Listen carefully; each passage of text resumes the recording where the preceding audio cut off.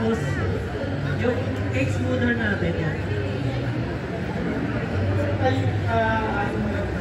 Hindi na siya visible. Ganon din.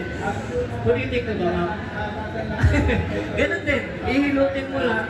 Kasi ito, medyo malambot yung ginamit natin kasi whipping icing yung nilagay natin. Pero kapag ganas siya, ganon, gagawa nyo talaga yun. Hilot-hilot lang. Basta yung kamay natin, gentle lang, hanggang sa mawala yung So gano'n lang. Patagalin natin. Pinakita ko lang sa inyo na pwede natin siya pagsabayin ng kumberan. So mag-start na tayo gumawa ng mga cakes natin. So ang gagawin ko muna dito is yung ano pa yung pwede natin gawin? Peony. So sino po mga nakakatry dito ng peony? Alam niyo po yung peony? So wala. Ito, na-try natin gawin.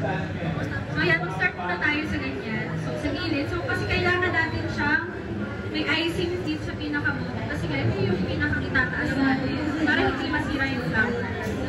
Yeah. Saglit lang, iragin muna natin ito may markings. Dahil sa serve age natin to. So sa pinakadulo, lagyan lang tayo dito ng parang nakikinig. Ito na naman nakikinig ng kamay ko. So ayan, ganyan. But siguro mga ano lang, 5 pieces. Yeah.